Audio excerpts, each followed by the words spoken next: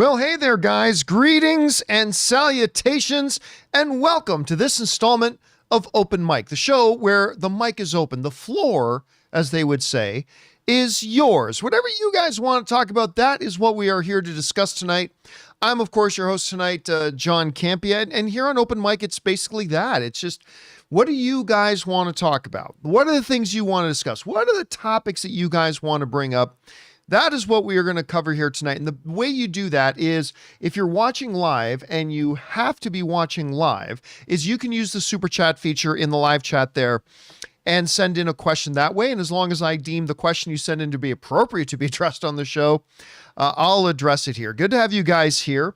And we are, gosh, what are we now? 11 hours away. As of this live stream, and hello to everybody in the live chat there. As of this live stream, we're doing this at 7 p.m. Los Angeles time on Wednesday, December 18th. We are 11 hours away from the new Superman trailer dropping.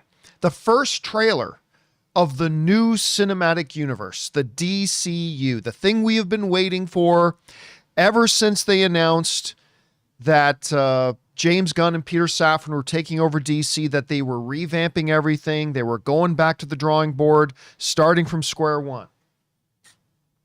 So, and it's 11 hours away. We're going to get our first look. And I'm pretty excited about it. You guys know I am a massive James Gunn fan. I don't like his stuff because I like James Gunn. I like James Gunn because I like his stuff. I mean, I've literally, somebody asked me earlier today, if a little bit earlier in the show today, somebody asked me if James Gunn had ever had a bad day at the office. Because, you know, even the greatest filmmaker of all time, Steven Spielberg, has had a bad day at the office. You know, he's had one or two, like Terminal and whatever. But, you know, and somebody asked, has James Gunn ever had a bad day at the office? And I said, you know what? So far, now James Gunn hasn't done a lot of big studio films. So, like, once you move beyond his Trauma days and he got into making real Hollywood films, I don't know that he's made a film that I haven't liked yet. Some I like better than others, but I don't think he's made one that I haven't liked yet. So I've been very, very excited because, you know, I love Superman. Henry Cavill, who's standing right here, there he is, in my shot. You can only see half of him there. But that's my all-time favorite Superman movie is Man of Steel. And I'm looking forward to seeing it quite a bit. They dropped their first little teaser for the trailer today. I hate trailers for trailers, but they dropped a little 30-second trailer for tomorrow's trailer. And I thought it looked really good. I mean, again, contrasting it to the Zack Snyder movies. And remember, I love Man of Steel. Absolutely love it. But, you know, it was a much more rich color palette. The colors weren't as muted and as dull. And not that I disliked the color palette of Man of Steel. I didn't dislike it. I love that film. But they really showed the difference. They were making more colorful, more bright, more vibrant.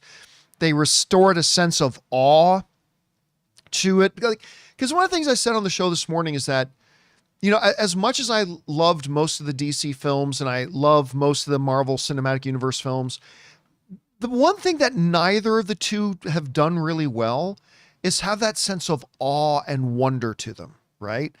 And in just that little 30-second clip today, it felt like they were kind of wanting to go back to that. Give us that little bit of a sense of awe again. Yeah, back in the Christopher Reeve days when that first 1978 Superman movie came out and they advertised it, you'll believe a man can fly. You know, that sense of wonder to it. And so we saw that. So I thought it'd be interesting for us to start this evening talking about what do we expect. This is our last chance to really talk about what we expect to come out of this trailer tomorrow. And so I thought I'd give some of my ideas, and then maybe if you guys have some thoughts too, you can fire them on in. We'll get to those a little bit later. But here are a couple things that I expect from the trailer tomorrow. Number one, I don't expect a lot of dialogue. You know, I mentioned this earlier today on the John Campea Show that this is still a first trailer, and most first trailers aren't really there to give you much, right? First trailers aren't meant to give you the story of the film or a lot of dialogue or exposition, right? Like, you'll want a little bit of that in trailers 2 and 3, but first trailers today are mostly about just giving the audience a taste, a little dab. Now, I heard, and I don't know if it's true or not, we'll find out tomorrow. I had heard the trailer's going to be like 2 minutes and 20 seconds. Might be longer, might be shorter. I don't know. I'm just saying that's what I kind of heard. We'll see if that's true or not. But, I expect that to be 2 minutes of just kind of giving us a feel for the movie. Give us a feel for the world, a feel for the movie. Maybe hear one or two lines from Superman. Maybe hear one line from Lex. And maybe one line from Lois. Other than that, I really don't expect to hear a lot of dialogue in the first trailer, which is fine because this movie is still, what does it come out? July or December, January, February, March, April, May, June, July. The movie's still 7 months away. Frankly, between you and me, I still think it's a mistake to put a trailer out this early. I don't think there's any reason to put out a trailer this early. The movie is still 7 months away. I think they should wait until, I think February. I still think Super Bowl is when they should drop the first trailer. The movie will still be 5 months away. It'll be the biggest audience, the biggest platform to make a huge splash. But whatever. They're putting it out now, so be it. But again, the movie is still going to be 7 months away. No need for them to give us much other than a feel. Okay. So that's the first thing I expect. Not a lot of dialogue. Very, very little dialogue. Just a couple of few lines because it's a first trailer. Second thing I expect is I expect to see Guy Gardner, Green Lantern, Hawkgirl, and Mr. Terrific. Is that the character's name, Mr. Terrific? I think it's Mr. Terrific. Anyway, I expect to get at least a quick glimpse of them. Now, you might say, well, John, you were just saying, it's a first trailer. You don't want to give much. Why would you want to show like all those characters? The reason I think we're going to see those characters is because when James Gunn was talking about the movie the other day, he specifically pointed out this is a very different start to a cinematic universe. We are joining a cinematic universe where superheroes are already there. This isn't an origin story, right? It's not an origin story.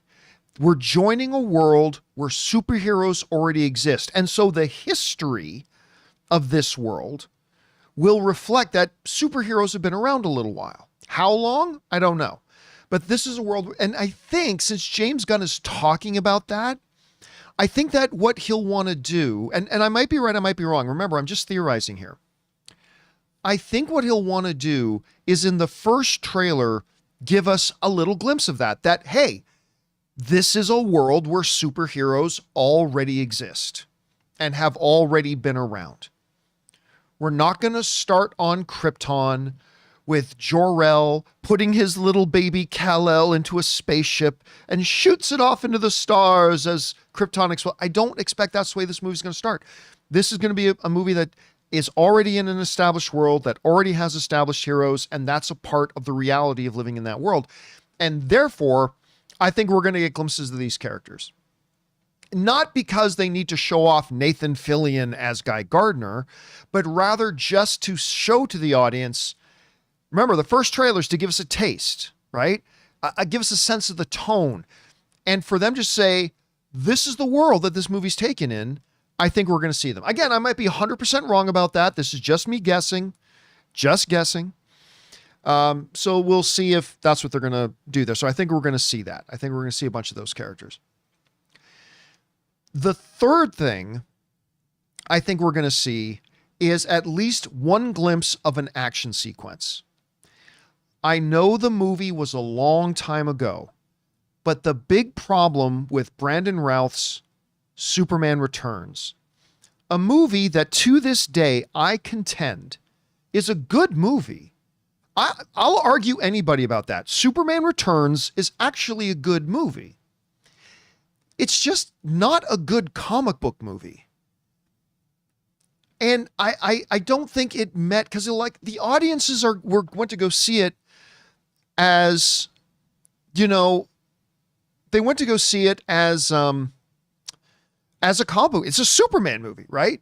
And we have certain expectations of comic book movies, whether they're darker or lighter, more lighthearted or more heavy-handed. We all have certain expectations. And the fact is they did a Superman movie where literally Superman never fought anything. He fought a plane falling from the sky and lifting a mountain. That's all he did in that, right? But I think that's a criticism that will probably still be around the halls of Warner Brothers. And I think James Gunn is probably going to be aware of that. And I think we're going to see at least one quick glimpse, maybe not of who he's fighting, but I think we're going to get at least one quick glimpse of Superman in an action sequence. So I think we're going to get that. By the way, Steve Munguia is asking, do you think we'll see Rick Flag Sr.? There's already been set photos of Rick Flag Sr. on set.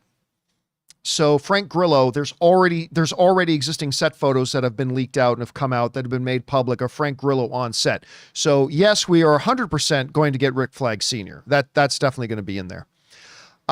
So yeah, that's one of the things. So number one, I expect no dialogue or very, very little dialogue. Number two, I expect to get a quick glimpse of the secondary characters in the film, like a Hawk Girl, Mr. Terrific, maybe Rick Flag Sr., Guy Gardner. Just a quick, they're going to be secondary B-list characters. This is going to be a Superman movie, make no mistake about it. But, you know, we're going to get a quick glimpse of these other characters just to establish that superheroes are already here.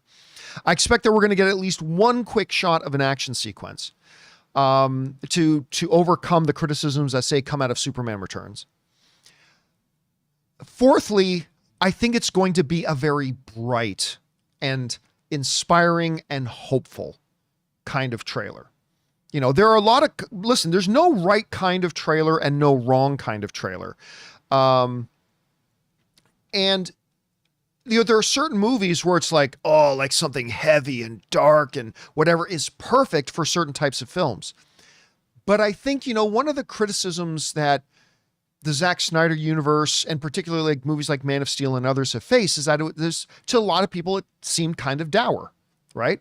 I personally love them, but I understand the criticism. Some people found them to be kind of dour, and kind of dark and grim. And, you know, people are kind of looking forward to a more optimistic, a more hopeful, a more upbeat kind of Superman. So while I definitely think, because it's a James Gunn film, there's going to be dark elements and there's going to be dark moments in the movie, I expect the trailer to be more like the teaser was today, awe-inspiring, a sense of wonder, bright color tones, a lot of, I think at least 6 Superman flying past the camera shots.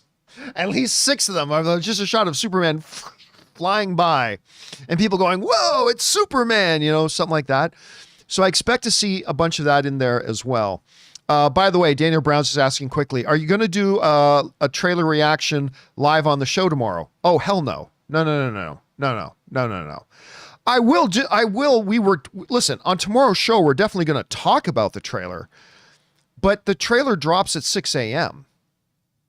The trailer drops at 6 a.m. I'm not going to wait 5 hours to watch the Superman trailer.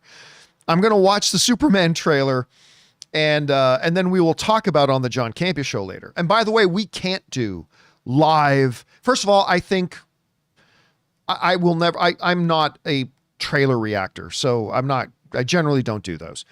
But the other thing is we really can't do those on the show anyway, because we will get a copyright strike if we do. And if that happens, that means we lose our monetization just for the show. But it means literally means we'll lose any money that we make from our show tomorrow if I play in a trailer. By the way, a lot of people always ask, how do trailer reactors get away with doing that? I honestly don't know, because every time I put a clip of a trailer in anything, I get a copyright notice. Not a strike, but I do get a note. I always get a copyright notice. It's really kind of thing. Anyway, so no, I'm not going to wait 5 hours. I'm not going to wait from 6 a.m. I'm sorry. I'm a fan, right? I'm not going to sit around and wait, look like a crack addict. When's it going to be? I'm going to talk about the Superman trailer. I'm not going to do that. I'm going to watch the Superman trailer as soon as I wake up, and then we will talk about the Superman trailer. I think reactions are bullshit. We talked about this on the show a little bit earlier today. I think most of trailer reactions are bullshit. I think either most trailer reactors are lying and they've already watched the trailer, and then when they do watch the trailer, I think most of them are acting, because nobody watches the trailer and goes, whoa, wow, oh my God. Like, I think it's mostly bullshit.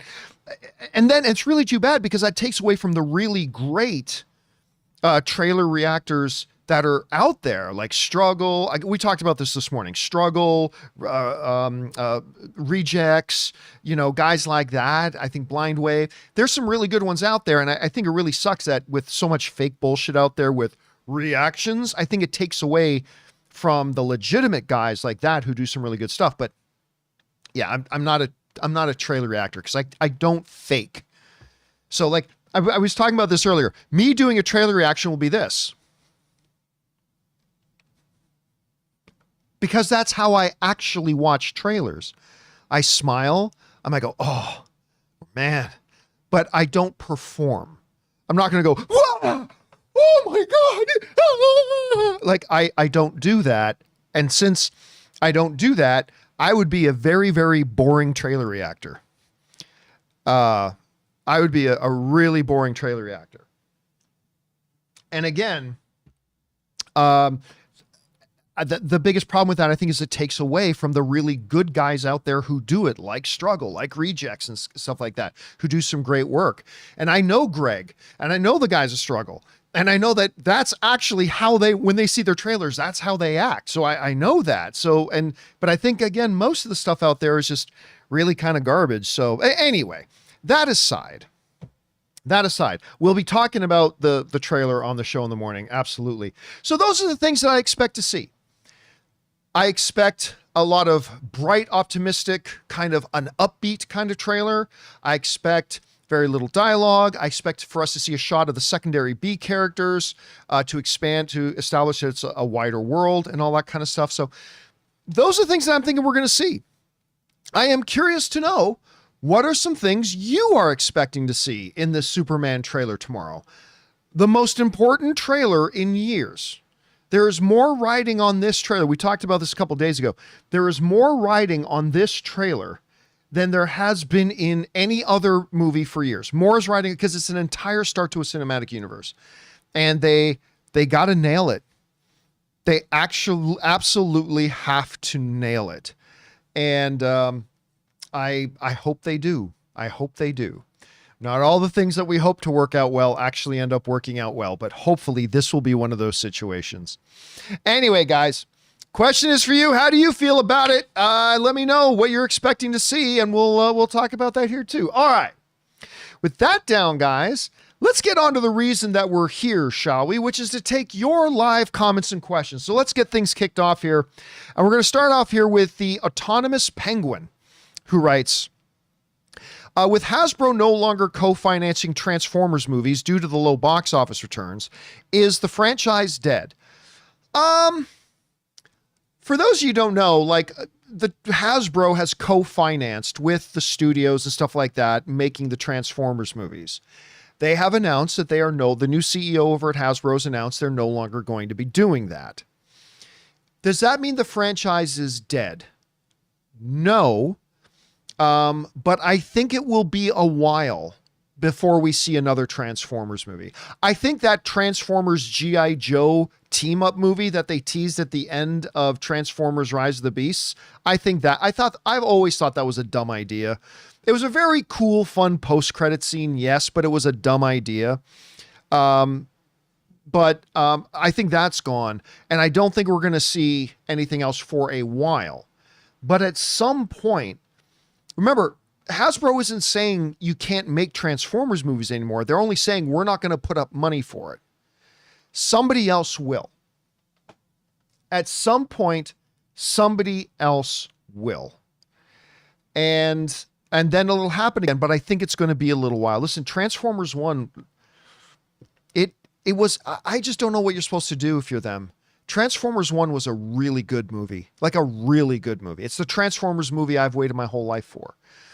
But it tanked. It flopped hard. And they're going to need to lick their wounds, really reassess, and kind of figure out what is a Transformers movie that we can make that is really going to bring everybody, mostly the casual movie fans, to bring them into the theaters and love this movie and something we creatively feel good about. So it's going to take them a while to do it. So no, is the franchise dead? No, but I think it's going to be a little while before we see another one. All right. Thanks for the question, man. Next up, Wiley, OFC writes, I loved Man of Steel. It's how I found AMC Movie Talk. It's funny how many people say that. My favorite scene is when Clark is crying in the school closet and Martha finds him saying it's going to be okay. I hope Gunn has something like that. Listen, James Gunn, if you go over most of his movies, they have these great emotional things. Just look at his last couple of films, right?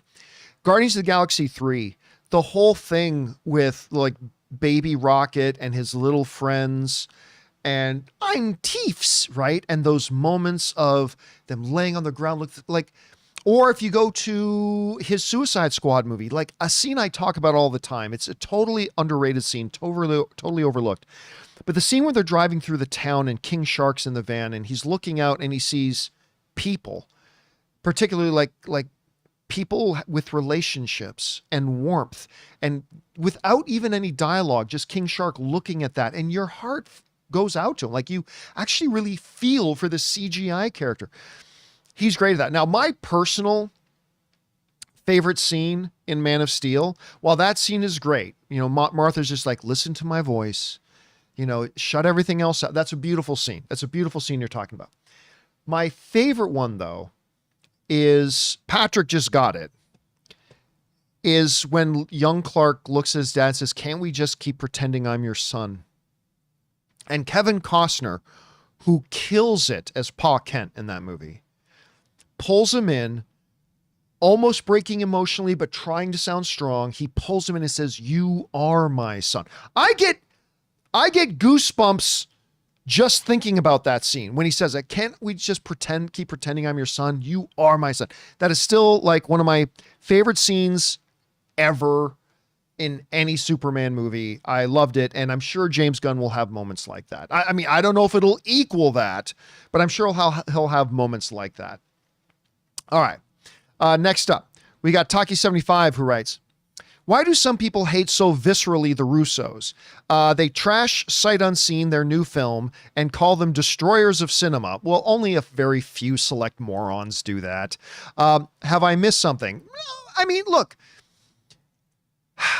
when it comes to movies, like you name any filmmaker, there are going to be people who really don't like their filmmaking. Doesn't matter who it is. There are people out there who don't like Martin Scorsese films. There are people out there who don't like Ryan Coogler films. There are people out there who don't like Quentin Tarantino films. There are people out there who don't like Christopher Nolan films, who don't like Denis Villeneuve films, who don't like Steven Spielberg films, who don't like Alfonso Cuarón films, who don't like, it doesn't matter who you name. There are going to be people, but they're a minority. They're a small minority. And listen, I've also, as somebody who is a big fan of the Russo brothers, I've also been a little bit critical of the films they've done since Endgame. I haven't quite frankly liked any of their films. I'm just being honest. And I love Joe and Anthony. They're wonderful. And I'm so excited they're coming back into the MCU. But to be honest, I haven't really loved any of the stuff they've done after Endgame. Now, whenever that comes up, whenever I mention that I haven't really liked anything done since Endgame, people go, well, John, the Russo brothers produced Everything Everywhere All at Once, and that won Best Picture of the Year. Listen to me. If you ever see anybody saying that, please correct them on this. Joe and Anthony Russo did nothing on that film. There is a reason why when Everything Everywhere All at Once won Best Picture at the Academy Awards, there's a reason Joe and Anthony Russo weren't on stage. And it wasn't because they were busy somewhere else. What literally happened with that, and I know this from studio people, they got handed Everything Everywhere All at Once. They took a pass on it and they handed it over to somebody else, but they retained, because they're the ones who provided it, they got a producer credit. They weren't the producers of the film. They literally, and I say this as somebody who loves Joe and Anthony, but they will be the first ones to tell you, Joe and Anthony did absolutely nothing, not a thing on Everything Everywhere All at Once. If they did, they would have been on stage at the Academy Awards when it won Best Picture. And there's a reason they weren't. So, there's that. Remember, there's a reason why when you look up a movie credits, you can literally see in some movies like up to 20 to 30 people with the word producer in front of their names. From producers, associate producers, executive producers, co-producers, associate, so many different producers can be on a movie. The reason is because, hey, listen, Steven Spielberg has he's talked about this himself. So I've got producer credits on movies simply because I facilitated a phone call between two people and I got a producer credit. I mean, so don't worry about that. But anyway, there are going to be some people who just hate the Marvel movies and hate Marvel for being the most successful films of all time. And they're going to hate them for that. There's going to be some people that, listen, there's going to be some people that Joe and Anthony Russo's movies just don't do it for them. And that's fair. Just because you and I love Avengers Infinity War and Captain America Civil War and stuff like that, just because we love those doesn't mean everybody else is. So I wouldn't worry about it, to be honest with you. I really wouldn't. Everybody's going to have their critics and they're allowed. Everybody's allowed. All right. Thanks for that, Taki. Next up, we've got the Autonomous Penguin, who writes, how does Marvel introduce Doctor Doom after establishing the Council of Kangs as the main threat? Well, technically, they never did.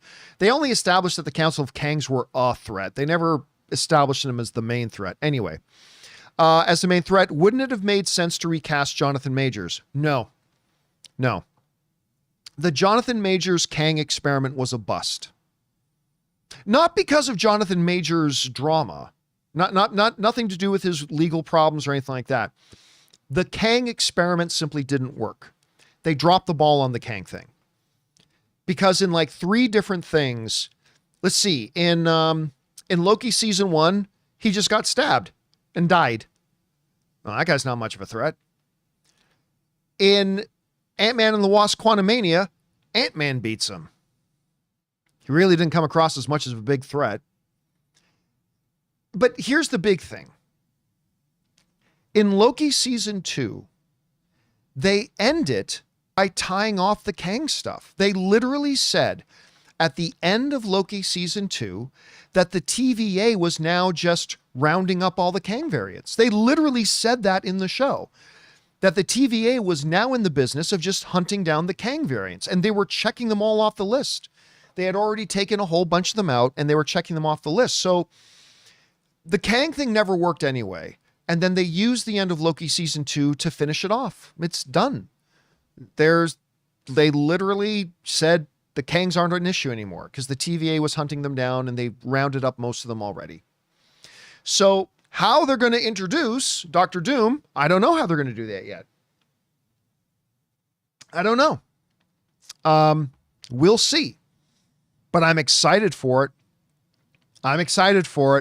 And I know when Avengers Doomsday comes out, everybody's going to do their rewriting in history. They're all going to go, oh, no, I always knew it was a good idea. There will be so many people rewriting their own history. When Avengers Doomsday comes out and it rules and Robert Downey Jr. kills it in this character, and they're going to come up with some brilliantly narrative-rich way about how it affects the story, the fact that this guy who is now the face of the big threat in the universe was the same face who was Earth's greatest defender. They're going to come up with something great. And then all these people, oh, it's desperate that they got the Tony Stark. No. All these people who are saying this now, they're going to be singing because I've seen it happen 5,000 times in this job. That sucks. This is a stupid idea. Fast forward 2.5 years later when that movie comes out. Oh, I always knew that was going to be great. You're going to be seeing so many people changing their tunes. So many people are going to be changing their tunes when that comes out. But how they're going to bring them along, I don't know yet. I just know they must have a hell of an idea. And we'll see how that goes. Anyway, thanks for that, man. I appreciate that, Autonomous. Next up. Where are we? Johnny Weiner writes, one of two. While I do agree with you about someone else other than Shuri being the next Black Panther, the movie makes some sense story-wise. No, it doesn't. Not at all.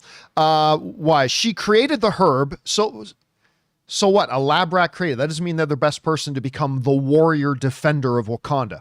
Anyway, I'm sorry. I'm addressing your thing before I even finish reading it. Let me finish reading it. Movie makes sense story-wise. She created the herb, lost her mother, resulting in her revenge. And if someone was Black Panther, they would have lost to Namor. Even Shuri barely won if she didn't have any motive. No, that's completely, no, not at all. That's not true at all. Again, not my choice, but I do understand why she had to be the Black Panther. No, listen, I'll stand by this. As somebody who passionately loved Black Panther, the first movie, that Ryan Coogler and Chadwick Boseman brought to life so brilliantly. And Shuri was one of my favorite. Shuri and M'Baku were like both in my top 4 or 5 favorite MCU characters. If you guys have been watching me for long enough, you know that. Like Shuri and M'Baku both were in my top 5 favorite MCU characters. So I love Shuri. I love the Shuri character. Don't get me wrong. But Black Panther 2 making her the Black Panther was beyond idiotic and made no sense whatsoever. Remember, Black Panther is the warrior defender of Wakanda. That's Black Panther. Shuri was a lab rat who couldn't punch her way out of a paper bag. On the other hand, you had Nakia right there, an international warrior who in the same movie, without the powers of the Black Panther, fought her way into Talocan and single-handedly rescued Shuri from Talocan, got her out, a skilled fighting warrior. I wonder which of these two should be the new Black Panther. Anybody would have been the better choice. And yes, I think with the powers of the Black Panther, Nakia, a 50,000 times better fighter, absolutely could have possibly beat Namor. Could have. Like, I'm sorry, but the idea that Shuri was able to beat Namor because she was mad that her mother, like, motive. Really? Saving the world wasn't motive enough? Anyway, and I'm picking on you here, just as a fellow film fan brother. I'm picking on you as a brother, right? So don't take any of this as being mean. It's a brother. We're jabbing each other as brothers here. I just think that's silly. I think that's completely ridiculous. That you got this little lab rat who knows nothing about combat and fighting. She's one of the smartest characters in the MCU. And on this hand, you had T'Challa's queen. Whether they had already gotten married yet or not, I don't know, but she was his betrothed, literally to become the queen of Wakanda. T'Challa's own mother. Remember in Black Panther 1, T'Challa's own mother tried to get Nakia to take the last flower. When they were going to see M'Baku, she tried to get her to take it because the queen mother knew that the logical person to have this was Nakia. She was the one who should have been the new Black Panther. Hell, even M'Baku would have been a better new Black Panther. Although I did like that they ended it with M'Baku becoming the new king of Wakanda. That made narrative sense. I appreciated that. But yeah, I mean, it just made no fucking sense. No sense of whatsoever. We need a new warrior defender of Wakanda. Let's see. We've got all these members of the Dora Milaje who are loyal to Wakanda and have been trained warriors their whole lives. Nah. None of them. Not quite right. All right. Over here, we got M'Baku, leader of one of the tribes, and probably, came within this close in Black Panther 1 to defeating T'Challa. Like, if they fought 10 times, M'Baku probably wins 5 of the times, and T'Challa probably wins 5. So he's a leader. He's a warrior. Maybe M'Baku should be the new Black Panther. No, not M'Baku. Okay, well, right here, we've got Nakia, a warrior of Wakanda with international espionage experience, who single-handedly saved the princess from Talocan, who was the betrothed to become queen of Wakanda of T'Challa.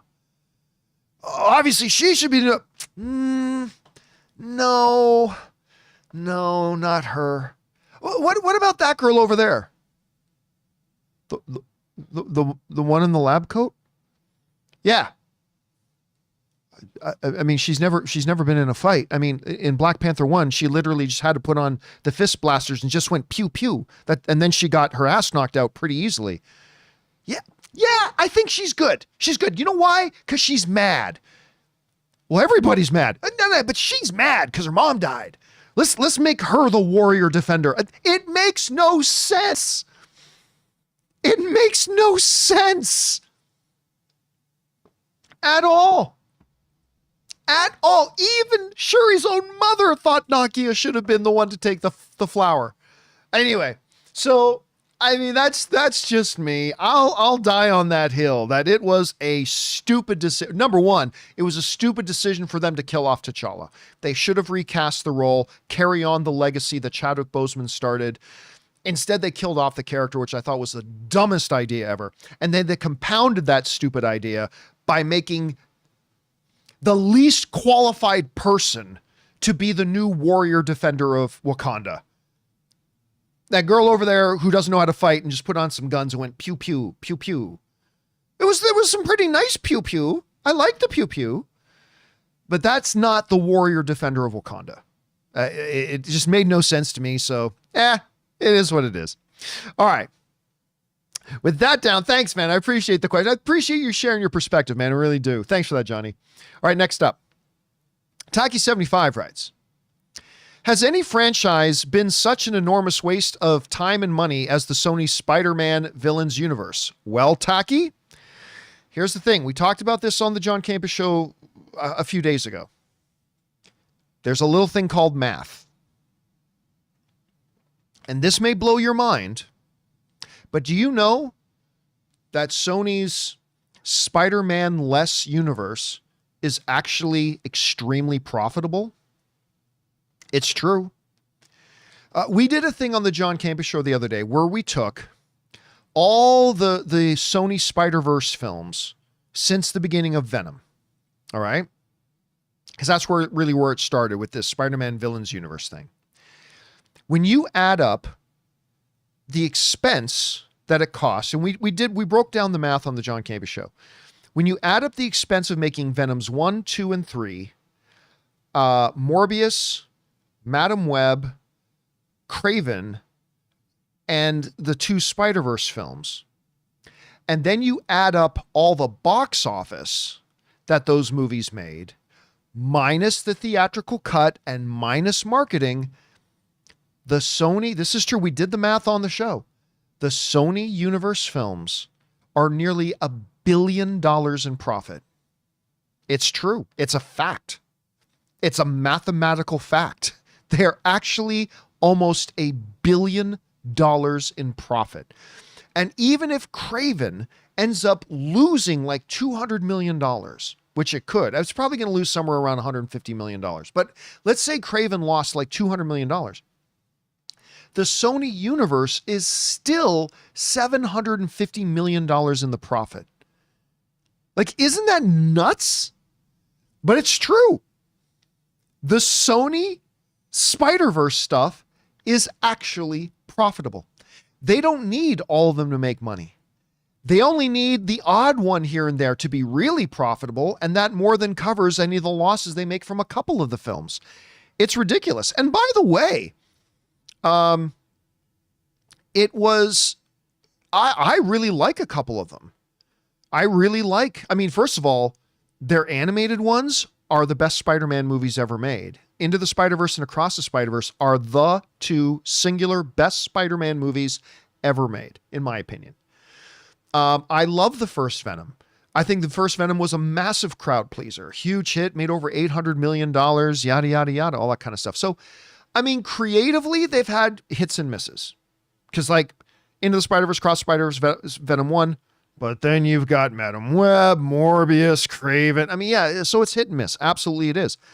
But the reality is, once you take the emotion out of it and actually just sit down and do the cold, hard math, this Sony universe is massively profitable. Not as profitable as the Marvel Cinematic Universe, but they're making money.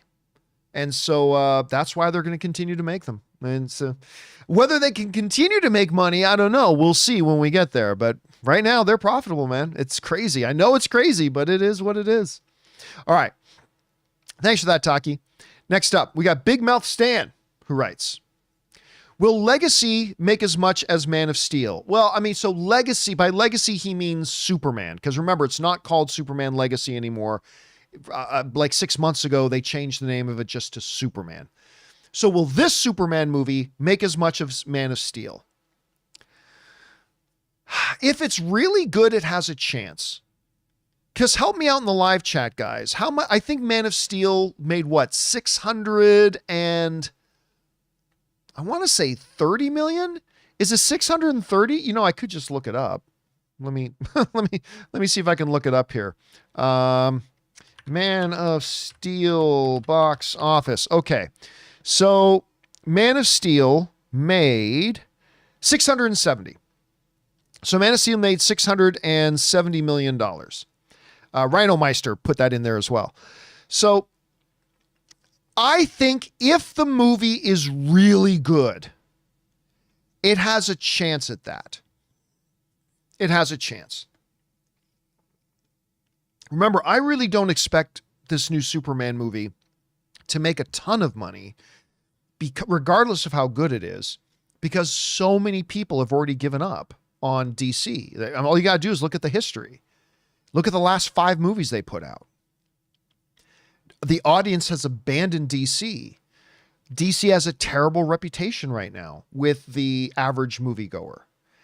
So I think it's going to take a little bit of winning the audience over. That's why, you know, the importance of Superman, this first movie, Superman, is not for it to make money. That's not the job. The job is to win people back over, so that the next DCU movie will make more money.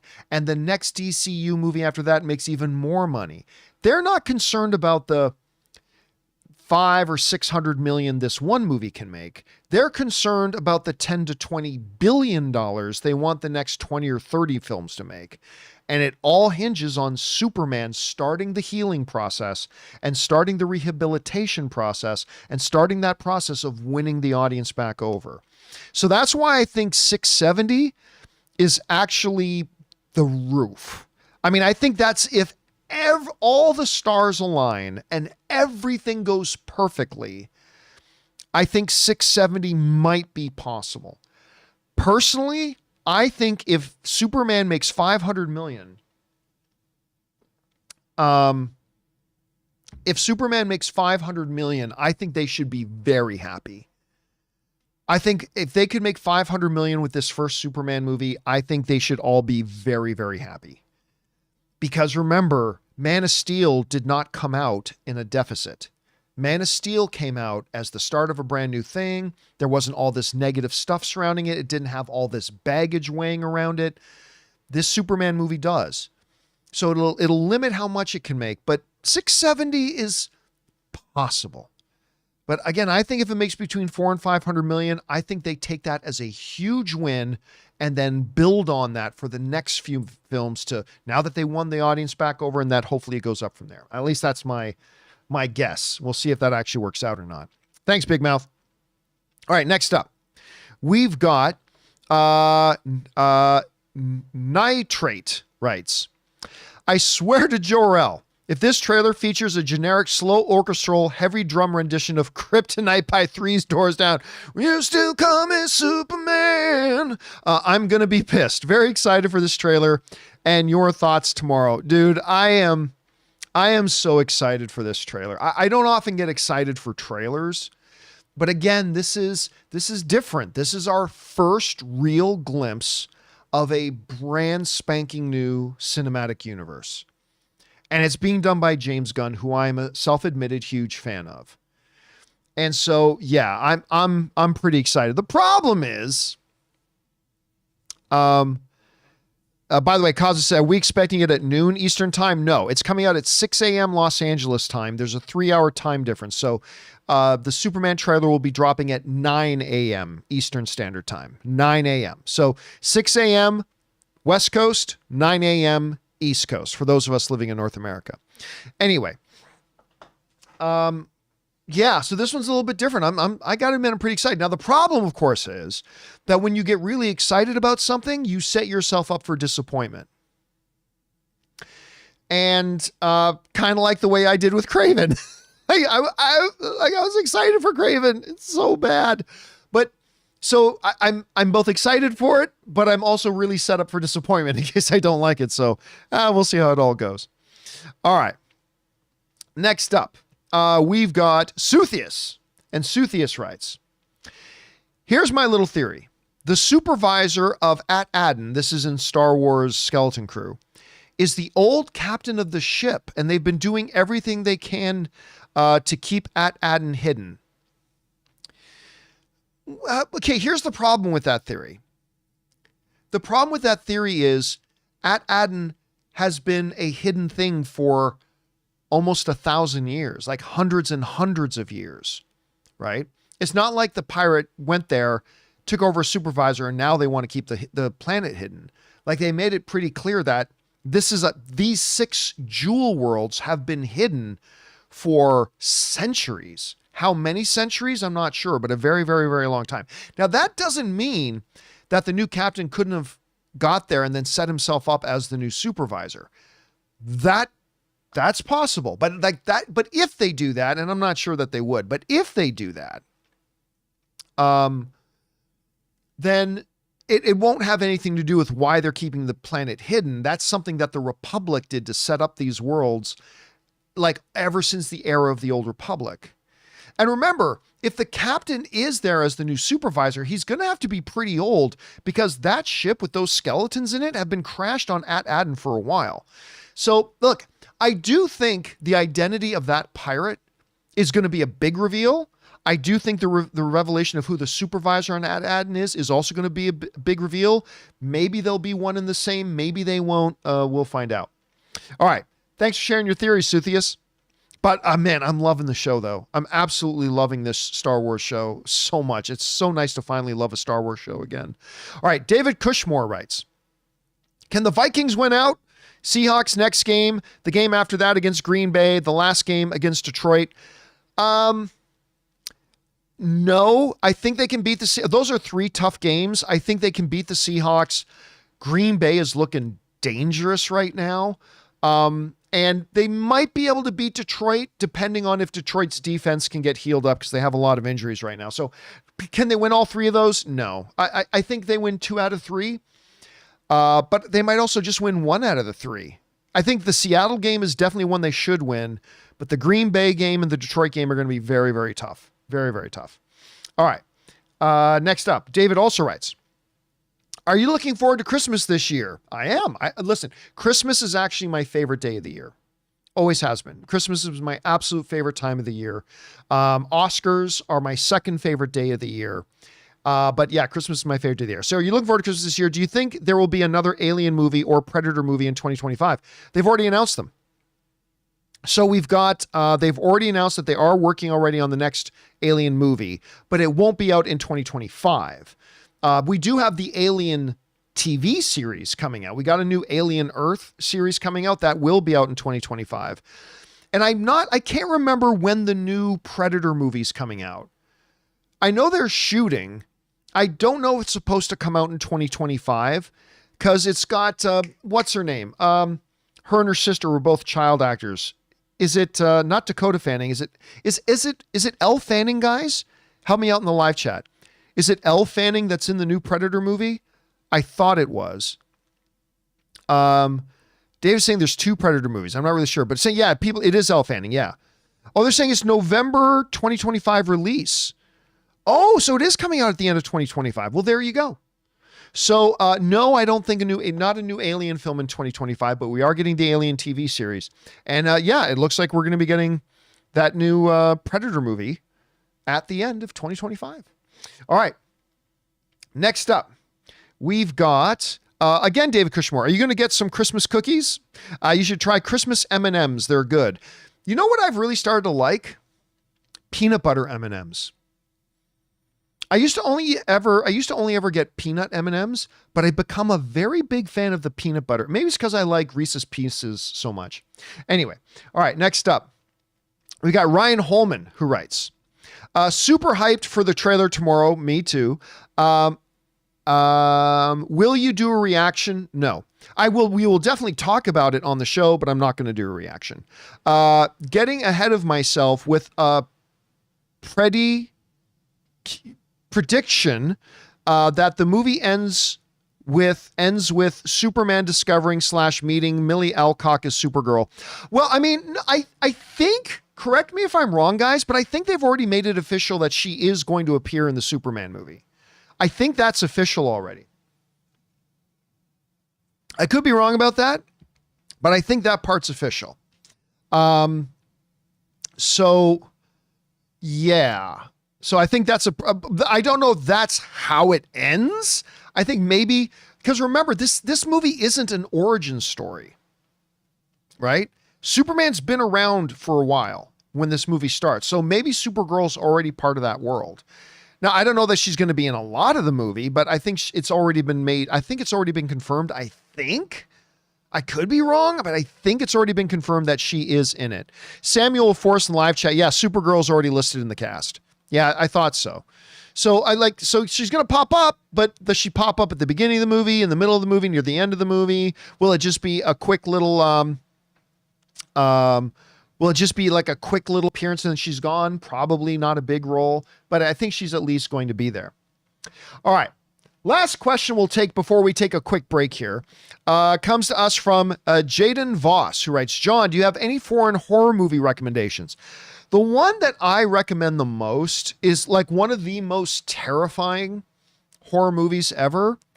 Is, you're familiar probably with the North American version called The Grudge. It's a middling North American horror film. It's okay. It's actually, you know what? The Grudge is actually pretty good. The original version called Ju-On. It's the original version of The Grudge called Ju-On. I just see some people in the live chat already know it. It is freaking terrifying. It's so good.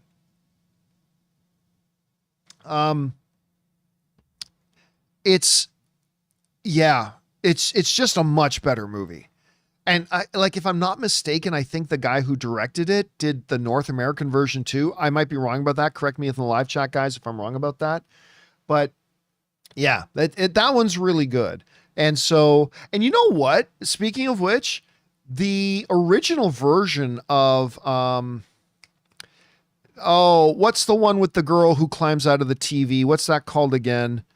What's the name of that movie again? So there's The Grudge, and then there was the one where, you watch the tape and then 7 days, The Ring, right? Ringu. The original version, Ringu.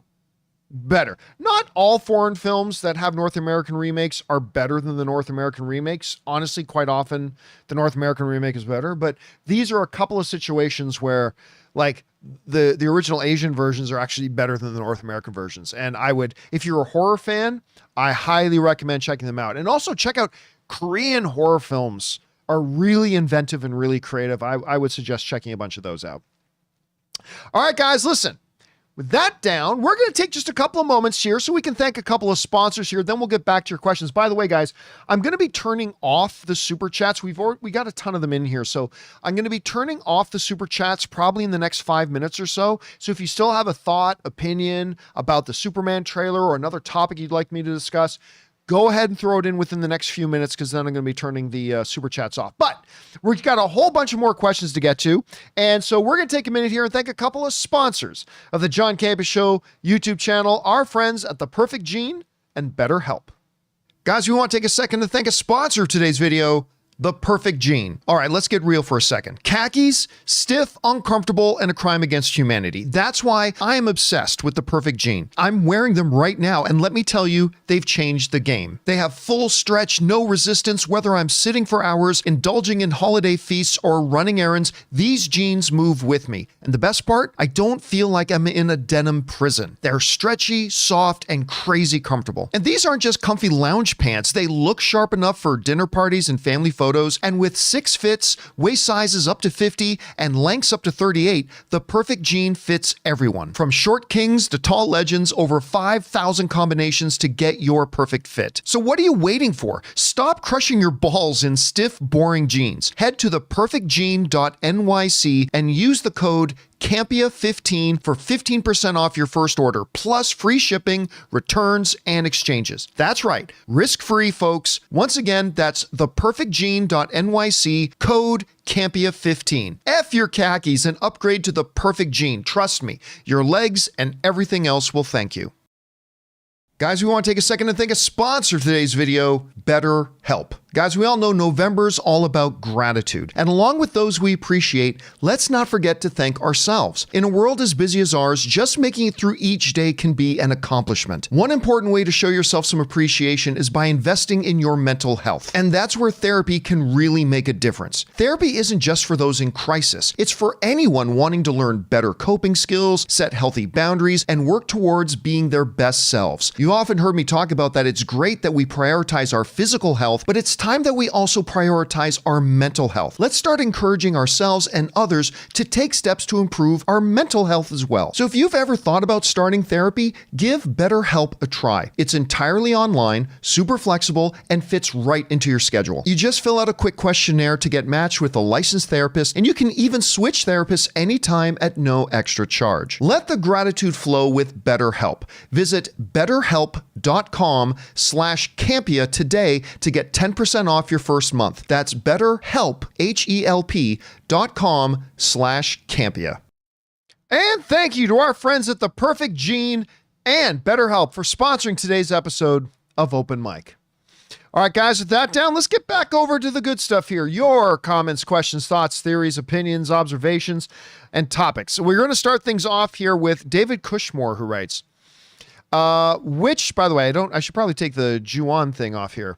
Where are we? Yeah, David Cushmore writes, which Los Angeles team will make the playoffs, Lakers or Kings? If you're talking about the LA Kings, the LA Kings, or even both teams get in this year, I don't believe the LA Lakers are going to make the playoffs this year. They didn't make nearly enough roster changes in the offseason, and then they did the most idiotic thing I've ever seen. They went out and hired a coach who has never coached a day in his life.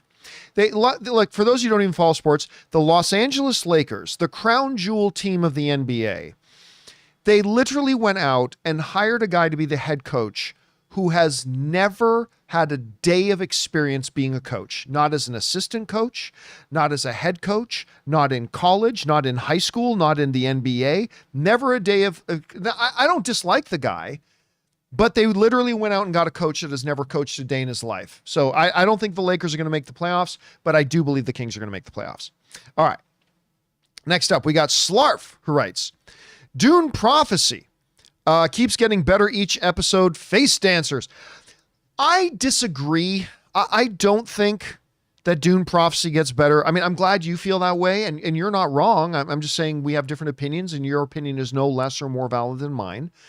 But Dune Prophecy, I've been a little bit disappointed with. I think it has its moments. I think it has its upside, and I'm still watching it. I haven't tapped out. And episode 4 was definitely better. Episode 4 was better. But I'm not loving it, though, so far. I'm not loving it so far. So we'll see how it goes. We'll see how it keeps going. But hopefully, I hope it keeps getting better, but it hasn't been getting better every time for me, at least not quite yet. All right. Next up, Hunty Boy 25 writes, Slither is my favorite James Gunn. The dark comedy is perfect. Thank you, John and crew. Happy Christmas and Merry New Year. Listen, I have been saying forever that Slither is absolutely my favorite James Gunn film. I mean, I love Guardians of the Galaxy. I love his Suicide Squad. I love his Peacemaker, all that stuff. But Slither, I still think is his best movie. And I'm always trying to preach. I'm always trying to preach the gospel of Slither. Nathan Fillion, Elizabeth Banks, Michael Rooker. It's great. If you have not seen, it's a horror comedy that is great as both a horror and a comedy. You should absolutely check it out if you haven't. Best film James Gunn ever made, I think. So I'm totally agreeing with you, Hunty. All right, thanks for sharing that, man. Next up, IHW211 writes, I was 5 when the first Avengers movie came out, and I'll be 19 by the time Doomsday releases. It's been unfortunate to see the franchise fall a bit. Yeah, but I mean, look, at the same time, and listen, I've been quite critical of the Marvel Cinematic Universe in the last number of years, in the past 4 or 5 years. But like, really think about what the Marvel Cinematic Universe did. They made like 20 plus movies where like at minimum 19 of them were bangers. Like out of like the 22 or 23 films they did by the time they got to Endgame, like maybe 3 weren't bangers. I mean, it's insane. They averaged nearly $1 billion a film. That's crazy. There has never been something like that in the history of Hollywood. So we couldn't expect it, you know. We couldn't expect it to keep that kind of momentum going. But yeah, the last couple of years, they became more hit and miss. And I personally, there's a lot of different things that go into that. I personally think the main issue, again, there are other issues. It's not just one issue.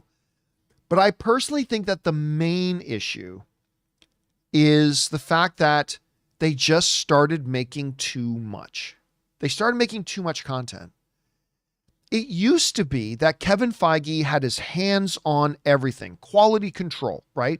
The ultimate QC, the ultimate quality control safety was Kevin Feige was directly involved and directly had a lot of influence and controlled and was able to maintain quality control and story direction on all the films. As they started, you know, especially once they came under the Bob Chapek era of create as much as you can, as fast as you can. And that was their mandate.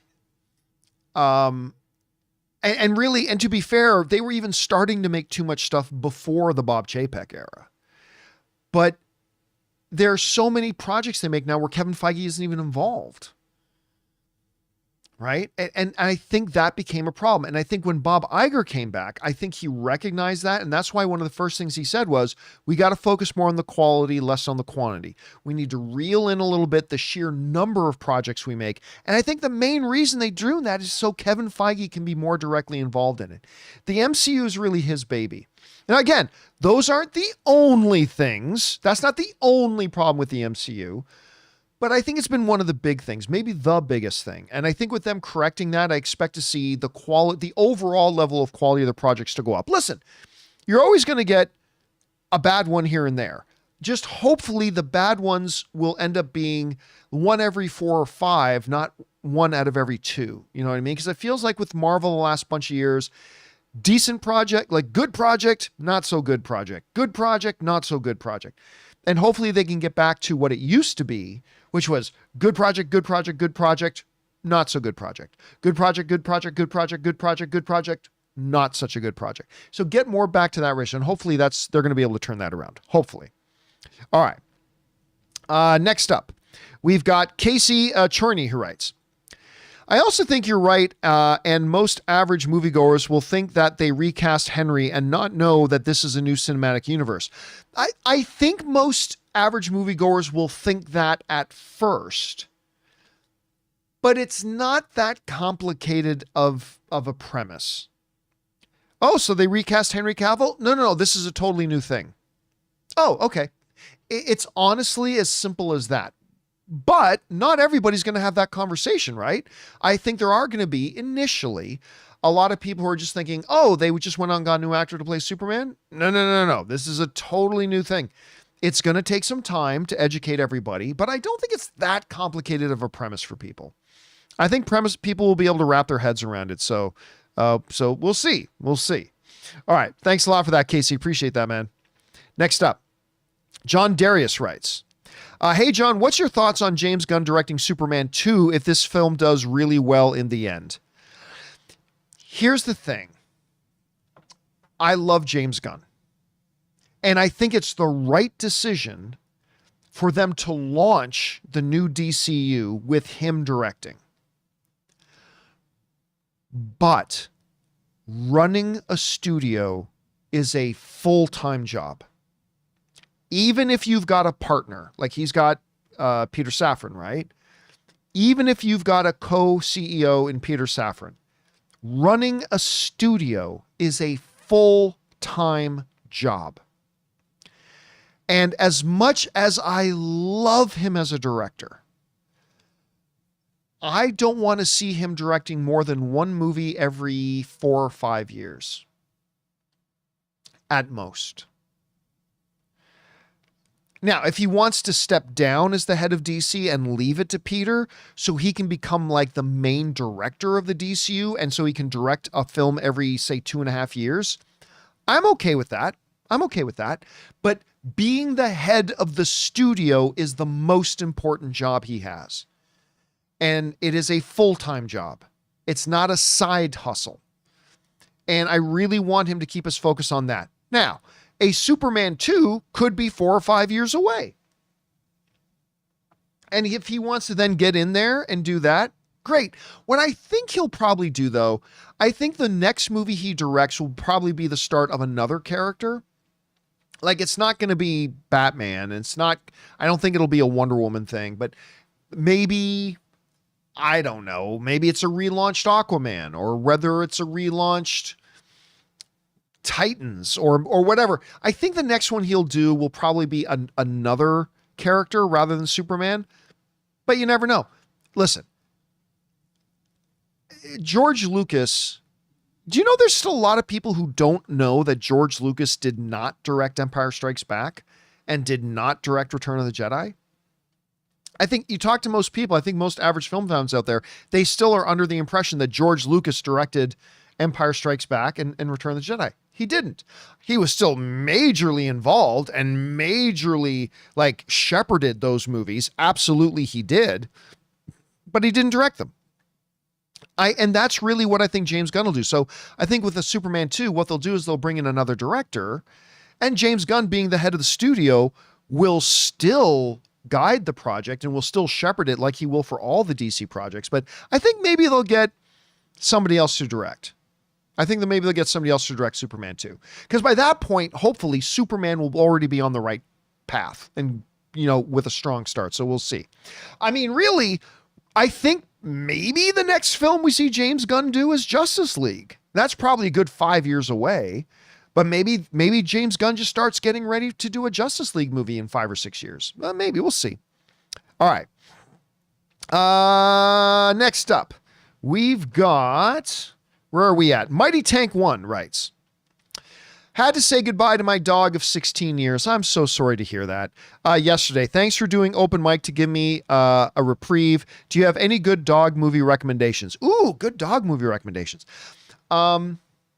Just as a side note, Anne and I also lost one of our dogs just recently. Our dog, Lily, that Anne had Lily since before I ever met Anne. I'll see if I can get this on the screen. I'm not 100% sure I'm going to be able to. Let me see if I can get this on there.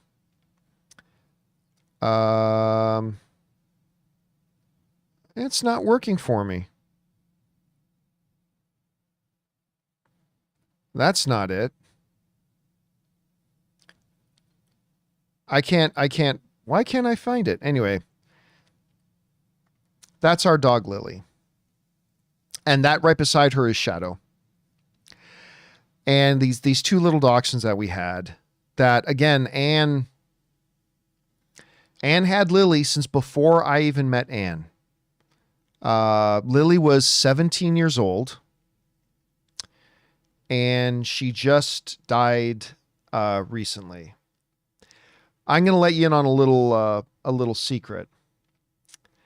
You guys might remember a while ago, maybe about 2 months ago, that Shadow, the closest in the middle, I can't move it over, but the one to the far edge, that was Lily.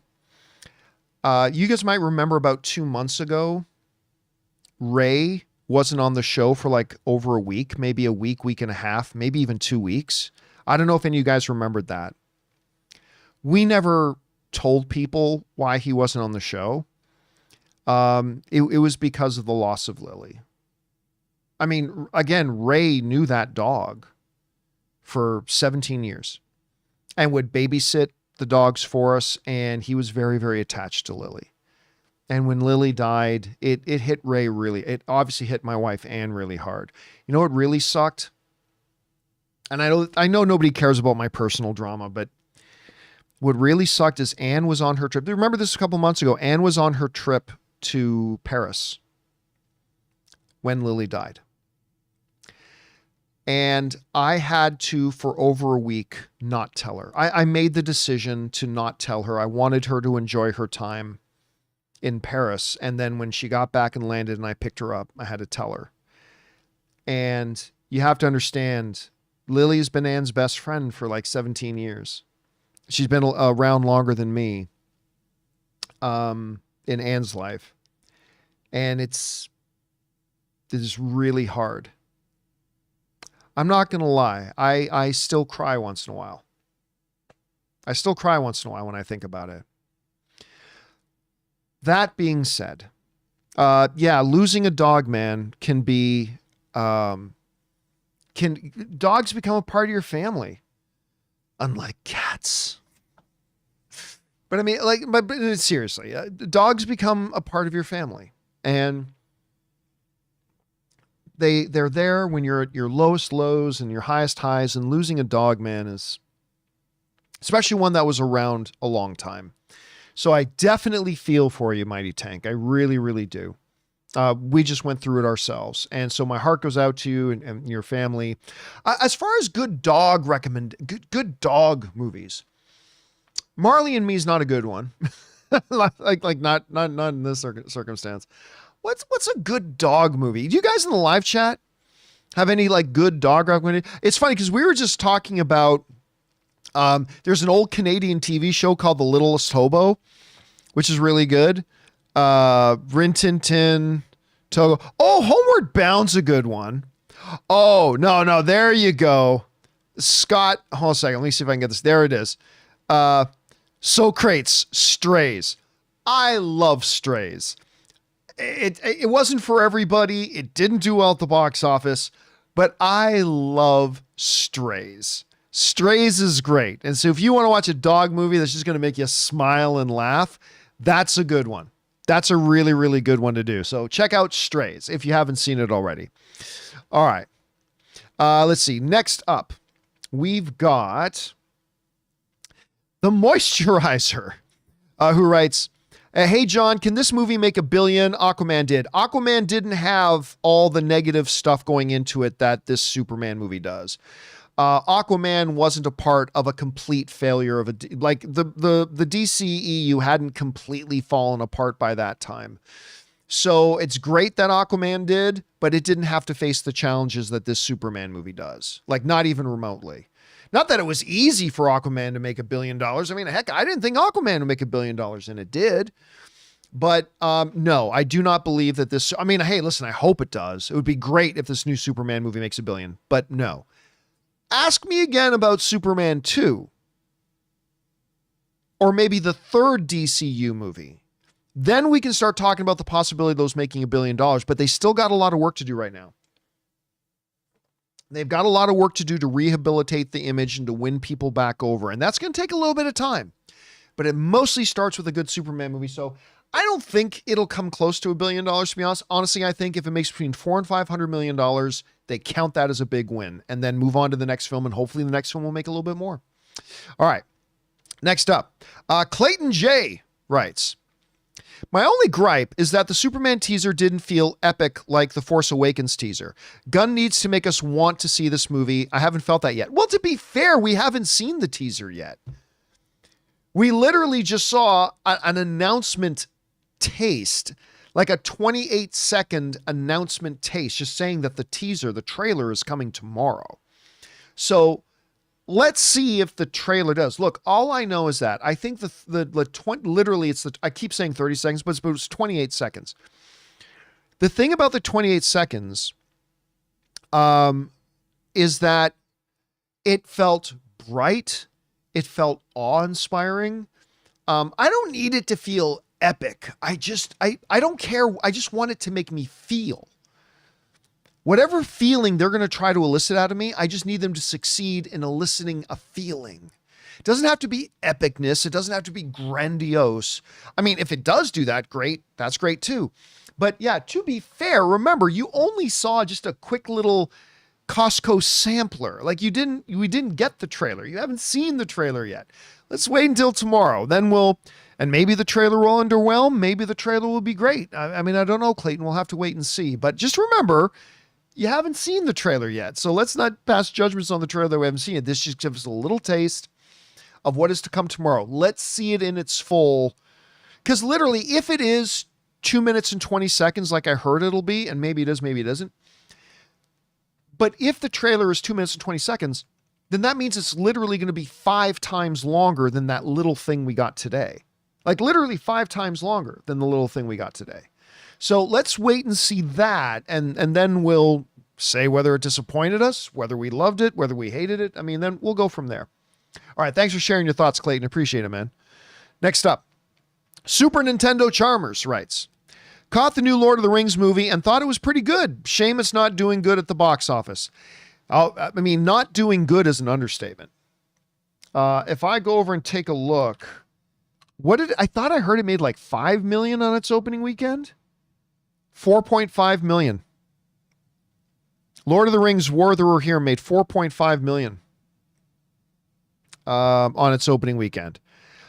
Listen, I said from the beginning when they announced this movie, I didn't think it was going to make a lot of money. But I wouldn't have guessed 4 million. I also didn't really like the trailer myself. Yeah, I remember when it came out, I thought the trailer was okay, but I didn't think the trailer was all that great. I know Chris Carr saw the movie. I have not gone to see it yet. And I ain't going to see it tomorrow because I'm going to go see a double feature of Sonic 3 and Mufasa tomorrow. But I know Chris Carr saw it and she liked it. Chris Carr thought it was good, but yeah, it did not make any money. All right. Let's see. Oh, by the way, Larry's asking, can only members super chat? No, anybody can super chat, but we have now turned the super chats off. We just have a lot of super chats. So once we hit a certain number of them, I turned it off, or else we would be here all night. But yes, normally when we do open mics, it's open for anybody can send in a super chat. It's just that the reason you can't send one in right now is because we've turned off super chats at the moment. All right. Let's see. Let's get back over to the questions here, shall we? Next one up. We've got, where are we? That was Nintendo. Now we got Jerome. And Jerome writes, how did you feel about Jamie's fate in Yellowstone? I'll be honest with you. I've always felt some sympathy for the Jamie character.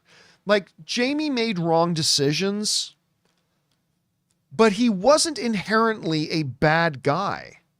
The way they, and that's one of the great things about Yellowstone. There's a lot of gray in Yellowstone, right? But I think everybody telegraphed what was going to happen to him. So that was no surprise. I kind of thought, not thought. I knew what was going to happen to him. But deep down, I wish that somehow him and Beth would reconcile. I knew it was never going to happen. But hey, Larry just sent in a tip badge just to be supportive. Thank you, Larry. Appreciate that, man. That's incredibly generous of you, dude. So yeah, look, we all knew he was going to end up at the train station, but he wasn't the bad guy. Did he make dumb decisions? Yes, but man, right from season 1, I'm not trying to, absolve Jamie, but right from season 1, Beth really fucking pushed him. Like, even the whole about the reason she hates him because of the whole abortion thing. Jamie was a kid who was in an impossible situation. He didn't even want to take Beth to the abortion clinic. She emotionally manipulated him into doing that. And like how desperate she was to get it done. And then when he was faced about what the doctor was going to do if they did it, he was like, okay. He was a kid and made a wrong decision, but Because Beth, and then ever since then, Beth hated him for it when it wasn't really his fault in the first place.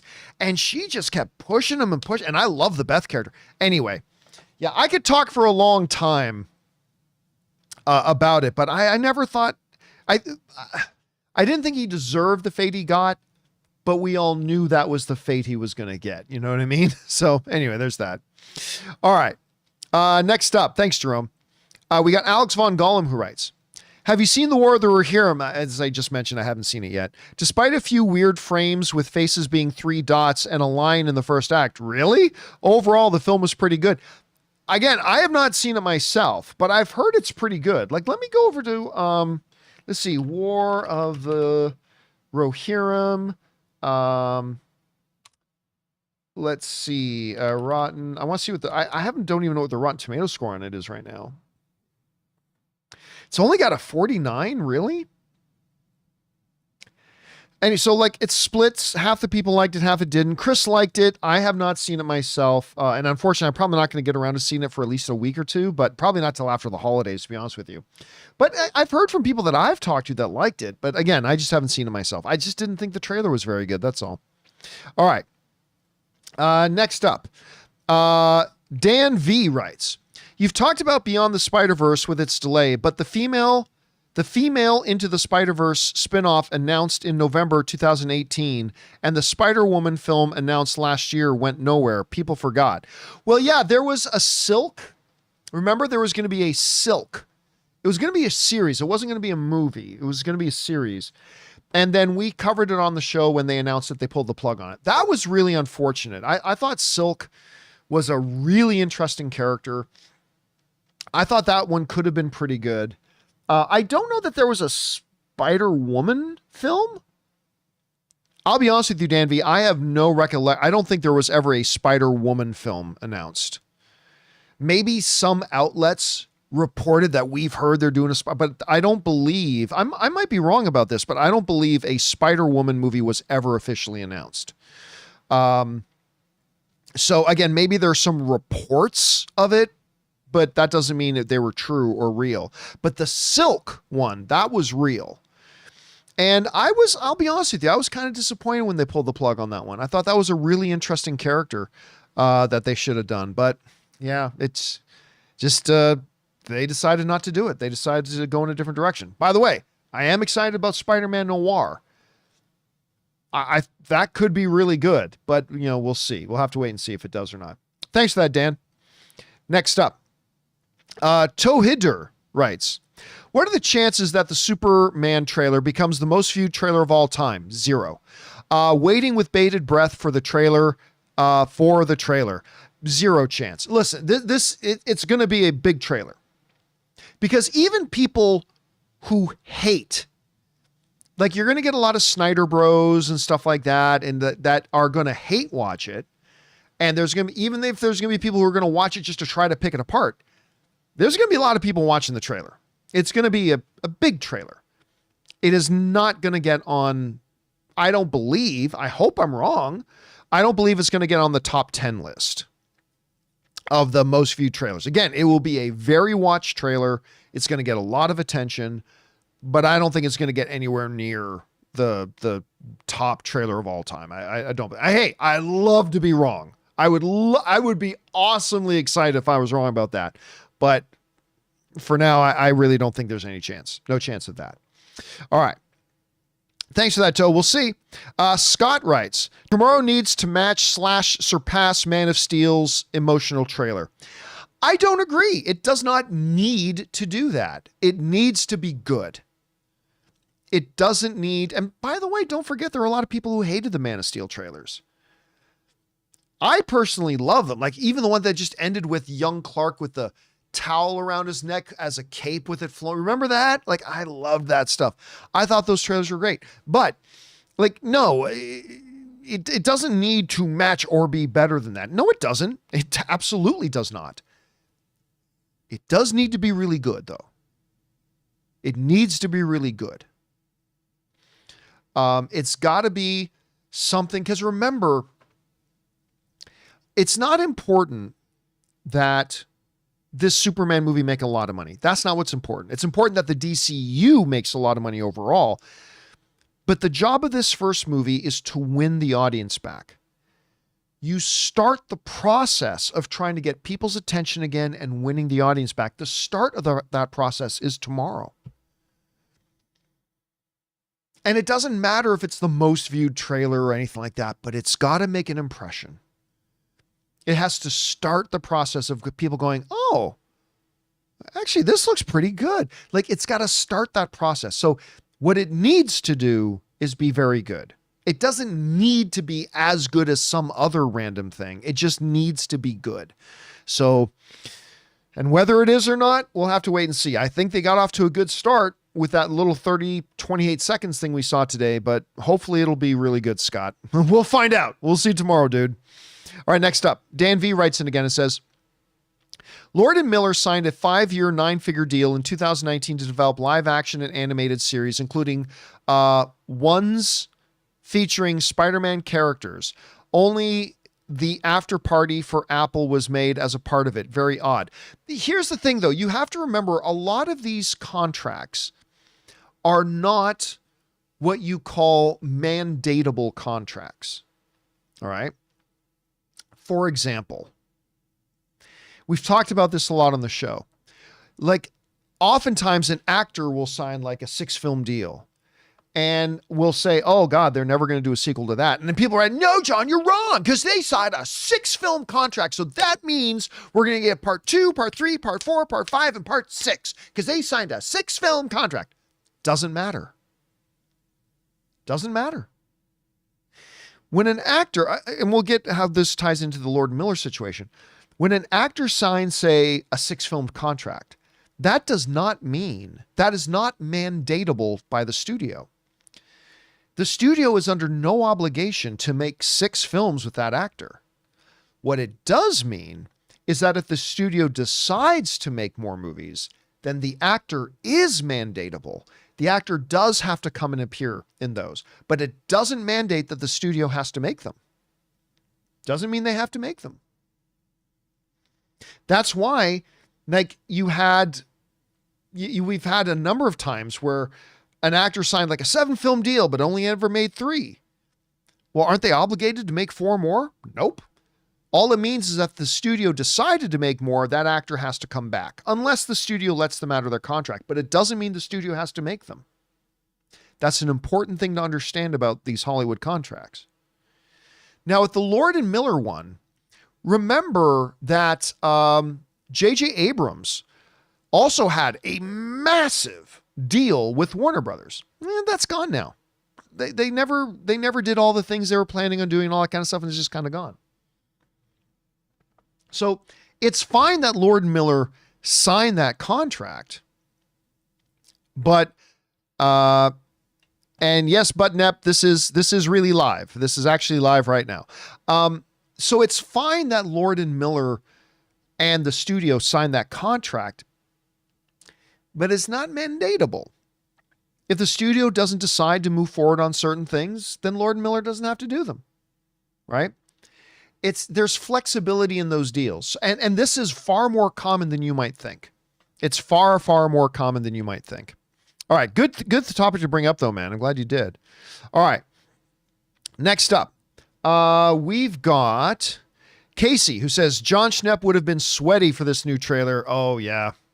You know what? It's funny because we were just talking about the Spider-Verse thing. I remember after John Schnepp passed away, this was not the first movie that I saw after he passed away, but I remember it was Spider-Man Into the Spider-Verse. I'm pretty sure that was it. That was the movie to me after John passed away that I came out. I remember walking out the doors of the AMC Burbank 16, a theater that John and I went to go see a lot of movies together at.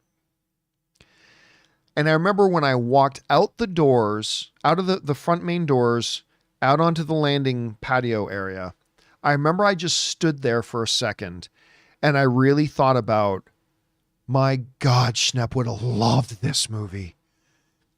It was the first time that I really had that moment. Like that, this movie he would have loved.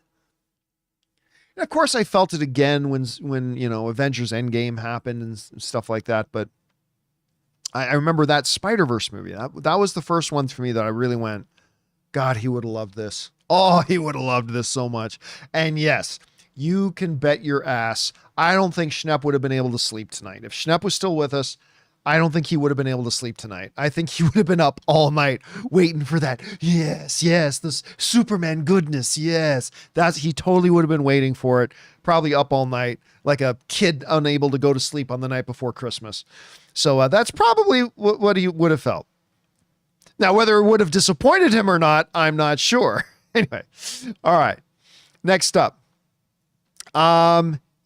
it's Trey Davis. It's Trey Davis. I think that's it. It's Trey Davis writes, watched Eyes Wide Shut. That's an experience. Watched Eyes Wide Shut. Holy hell. We need a Court of Owls. Imagine a scene with Bruce like Cruz when he got caught and everybody was looking. Thoughts? Well, you know, it's funny. If you watch the Harley Quinn animated series, the Harley Quinn animated series had a scene basically just like what you were describing. It was any of you guys in the live chat know what I'm talking? Did you guys see that episode of Harley Quinn where basically Harley and Ivy go to this soiree and it's being put on by the Court of Owls, but it turns out to be a giant frickin' orgy where they all show up and everybody's in tuxes and like suits. And then it's like, all right, everybody, it's time. And then they throw the lights and then now everybody's naked and everybody's having sex with each other. So yeah, that would be interesting. It would be interesting to see a live action Batman go into that. And now a whole bunch of you haven't seen Harley Quinn, want to go sign up and go watch it. Anyway, yeah, that was really hilarious. I thought that was awesome. And it's got, that episode has got the best line ever. Particularly in Harley Quinn. But Bane is like, I'm going to eat pasta to carb up for the fuck fest. It's one of the funniest things. There's been a lot of moments in the Harley Quinn series that made me laugh my ass off. Nothing in Harley Quinn or almost anything had made me almost choke. I laughed so hard as when Bane says, I must eat pasta to carb up for the fuck fest. I nearly died laughing at that. It's hilarious. You guys haven't watched a Harley Quinn show. I didn't think it looked very good, but I love it. It's really, really funny. All right. Anyway, next up, we've got Cameron Barnett, who writes, I wished Victor Timely had slowly transitioned into Victor Von Doom. Oh, that could have been an interesting approach. In Loki Season 2, Victor wanted to be great and achieve his potential. He could have slowly been put on a path to greatness, becoming Doctor Doom. That's an approach they could have taken. That would have been derailed too because of the Jonathan Majors drama and everything like that, unfortunately. Really looking forward to seeing his new movie called Magazine Dreams. That's the new Jonathan Majors movie that's going to come out sometime in early 2025. Anyway, but again, the whole Kang thing, it just never worked. It could have been great. But they really dropped the ball on Kang. And I would actually contend they dropped the ball so badly on Kang that I think they needed to end the Kang thing. I don't think there was any coming back from it. I think they botched the Kang thing so badly. They were really left with no other option but to move on from it. And that's why they worked it into the end of Loki Season 2, that the Kang variants were all being taken care of. The TVA was now going out and just taking down the Kang variants. So, yeah, I mean, so I think that was good and they had to move on. All right. Next up, we got Risky Pins, who writes, what video game character do you think should get their own movie? For me, I want to see a Sly Cooper movie. I don't really, what you're asking is what video game should get a movie. That's really what you're asking.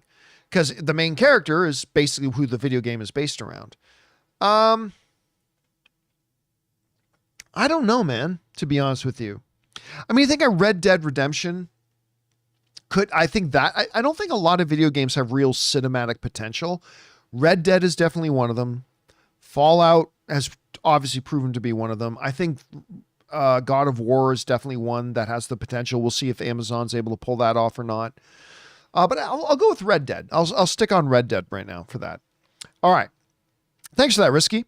Next up, Isaac Martinez writes, "Hey, John, how come Nosferatu isn't getting talked a lot during awards season? Because they don't think it's awards worthy.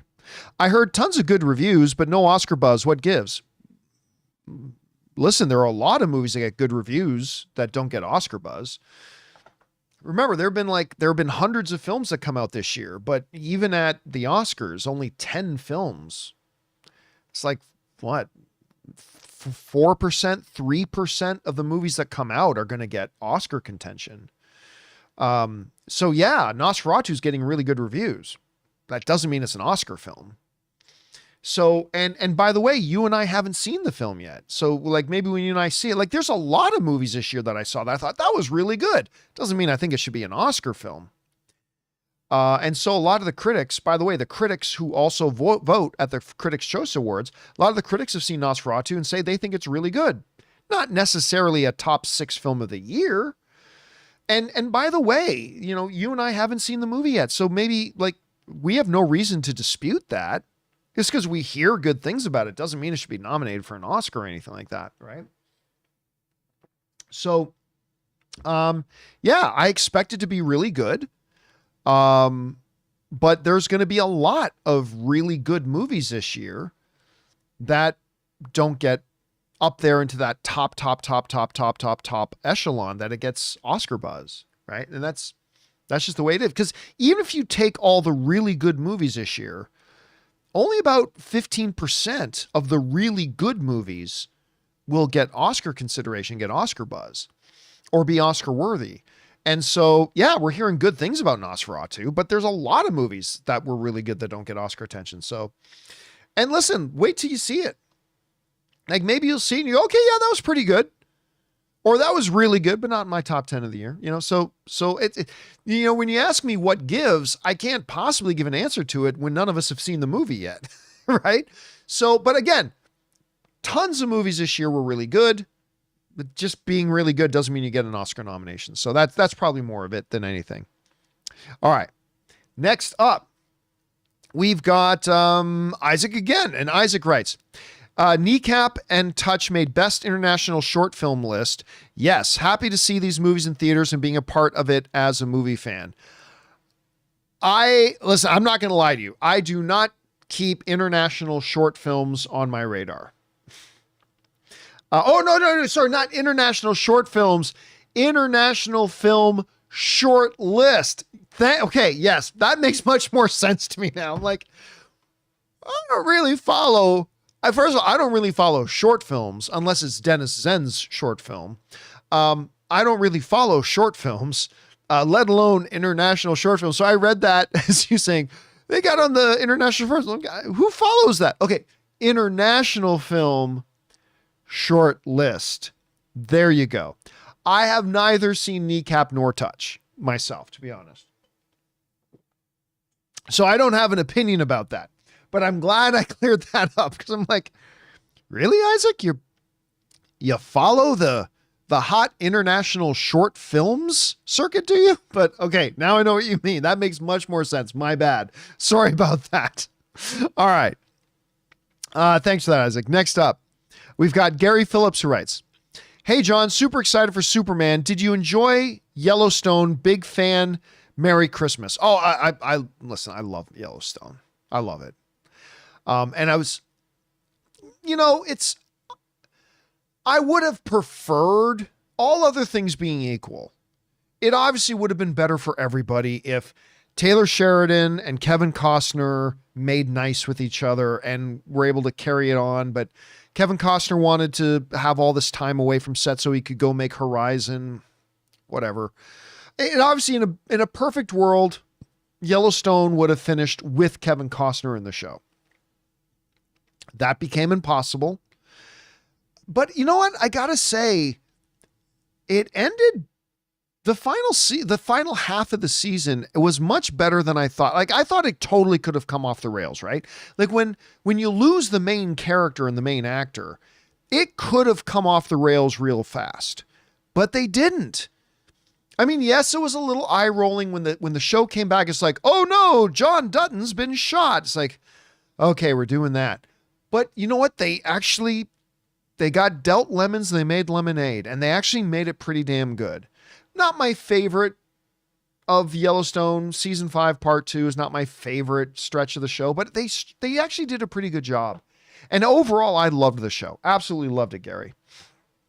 All right, next up. Let's see here. Gary also just sends in a super chat badge to be supportive. Thank you, Gary. Appreciate that, man. And guys, that'll do it. That's all the questions we have in here today. So I'll tell you what, we do this sometime. I'll take a few more minutes here. And I'll just take some questions from you guys who are watching tonight. Now, if you are watching live and you have a question, look in the live chat right now. Put question, colon, question in capital letters, colon, and then your question. I'm not going to read them all. I'm just going to pick out a couple of these. So this is not a guarantee. Send in a question. I'll answer it. No. But I will pick out one or two. And we'll go from there. All right. So Josh is writing, John, what annoys you the most about moviegoers in theaters? I talked about this quite a bit. I've been very lucky where I don't have a lot of negative experiences in movie theaters with audiences. Like, the more constant pet peeve I have is when people take out their phones. Like, is that always, obviously you're in this dark theater, all of a sudden there's a bright light coming from somewhere and it distracts you. I hate that. But clearly, obviously, it's people who talk loudly. I don't mind people in movie theaters who even constantly lean over to their friend and kind of try to keep their voice down and kind of whisper something to them. I don't mind that so much. It is a shared experience after all. But it's like, oh my God, can you believe it? It's like when people talk out loud. Now, thankfully, that doesn't happen often. Like maybe 1 out of every 50 times I go to the movies, but that's a big pet peeve of mine. That's a really big pet peeve of mine. Let's see here. Where are we? Alvin's saying, what do you think is the target box office for Superman to be successful? 400 million. I think if it hits 400 million, they consider it a big success. Now because that'll mean it's profitable at 400 million. It'll be profitable, but that bar will be raised as the DCU continues. But I'm going to say about 400 million. Is that. Tony Patrick writes, do you have a favorite book? My favorite book has always been Shogun by James Clavell, which is why I was so freaking excited when they finally announced they were bringing Shogun to FX. I know they had the old 80s miniseries, and I have fond memories of that as a kid, but that's why I was so freaking excited, like beyond ludicrously excited when they announced they were going to finally do James Clavell's Shogun, and I love it. Aside from that, I would say probably The Hobbit, like the original Hobbit book is up there big for me. Then there's a bunch of theology books that I really like that I'm sure you've never heard of. So I'm not going to mention those ones. But yeah, I say James Clavell's Shogun and The Hobbit are two of my absolute favorites. All right. Let's see. Where are we? I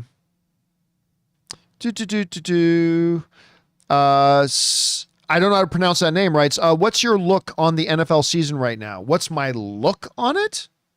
I don't know what that means. I have loved this season. It's been a great season. So many twists and turns and some amazing games, incredible plays. It's been a great season. I have really loved this season, to be honest with you. Let's see here.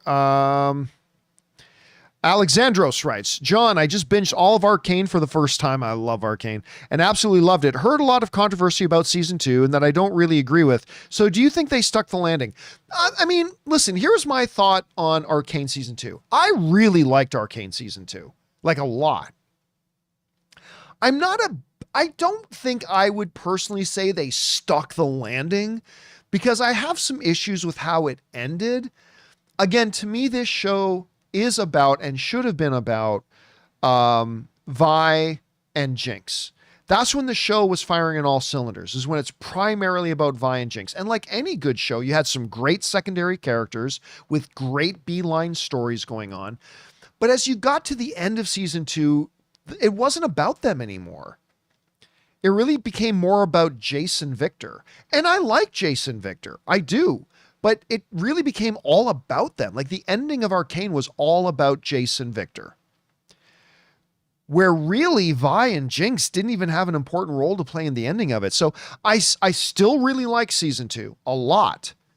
But I personally didn't feel like they quote unquote stuck the ending. But that's just me. That's just kind of my feel about it.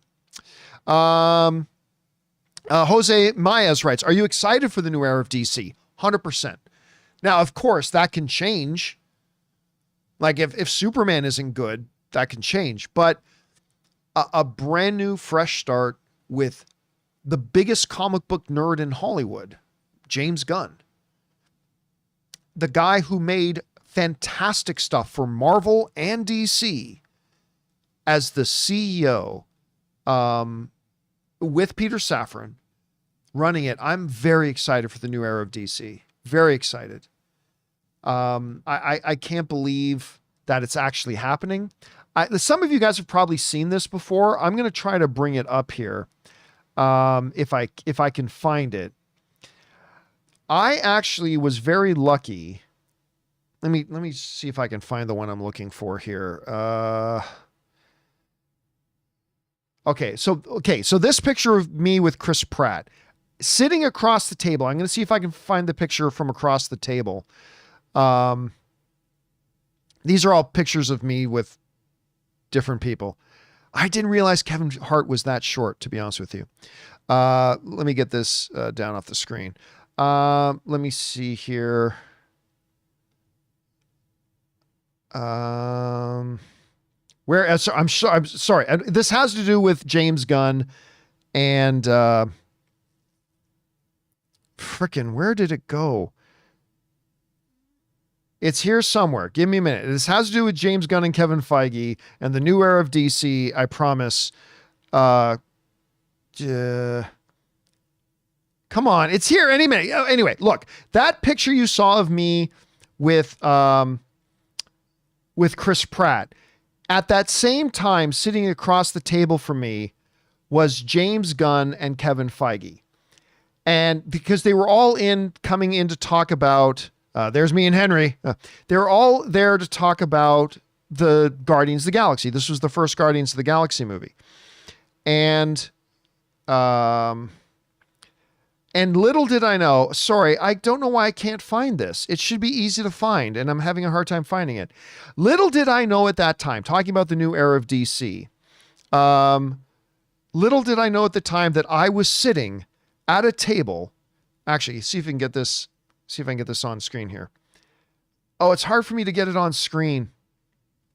Let me see if I can. Yeah. Little did I know. There we go. Little did I know that I was sitting and hanging out with both the head of DC and the head of Marvel at the same time. Now, of course, at that moment, James Gunn was just coming into the DC. It was just coming into Marvel. He was not the head of DC at the time. But I wish I had a crystal ball at this moment here. And I knew that right now I am standing with the entire comic book movie universe. I am standing with the head of Marvel and the head of DC. I wish I could have known that. I think that would have been pretty cool had I known that at the time. All right, I'm going to take one more question here, and then we will call it a night because we're getting close to 2 hours of tonight's live stream. So let's see who we got here. Let's see. All right. Robbie writes, Bowie, I should say. Do you think they'll show too much in the Superman trailer? Example, when Batman versus Superman showed Doomsday. I don't think so. Listen, I think most of the time when people say trailers showed too much, I honestly think most of the time people are wrong when they say that. Like maybe it felt like they showed too much, but once you see the movie, you realize, oh yeah, the stuff that we saw in the trailer was either just all stuff in the first act or wasn't actually like the big pivotal thing we thought it would be. Again, I think like 85% of the time when people say that trailer showed too much, they end up being wrong. showing Doomsday, which was a third act major plot turn, in that trailer is one of the biggest mistakes ever. That was truly one of the big mistakes. It's just, yeah, that one was inexcusable. I don't understand. So do I think James Gunn in this trailer tomorrow is going to show a major plot development in Act 3 of the movie? No. So what I think is probably going to happen, like anything they show there, I'm sure there's going to be some things that people go, oh, they shouldn't have showed that. But then when we see the movie, we realize, oh, that wasn't that big of a deal. So no, I don't think we're going to have a Doomsday reveal in this trailer like that Batman versus Superman movie did. I don't think we'll have something on that level. They'll show us a bunch, but not really give anything. I'm not expecting big plot. I don't expect to know much about the story of the movie from the first trailer. Maybe in trailer 2 and trailer 3, but I actually don't think we're going to see a lot. I think we'll get some quick shots of Superman and quick shots of like the secondary characters, like, you know, Guy Gardner and Mr. Terrific. Sure. And I think we'll get a lot of visuals of Superman flying and doing exciting things and people looking at awe, but I don't think we're even going to get much dialogue in it. So no, I do not expect that the first trailer will give away too much, but we will find out now in 9 hours. In 9 hours, guys, start the countdown. We're 9 hours and 10 minutes away from the debut of the brand new Superman trailer, and I'm very excited about it. And okay, guys, that'll do it for tonight's installment of Open Mic. Thank you guys so much for hanging out with me this evening. I really appreciate it. And listen, big special thank you to all you guys who sent in the questions. Number one, because you gave us great fun things to talk about. But number two, you actually supported our channel as you did it. And everybody who's involved with the John Campea YouTube channel, thanks you guys so much for your support. Guys, make sure you tune in tomorrow for the John Campea Show as we talk about the new Superman trailer, our super excitement for it or our massive disappointment in it. Which way will it go? We'll find out. We hope to see you tomorrow, guys. So that'll do it for me for now, guys. Thanks so much for being here. And until next time, my friends, look up.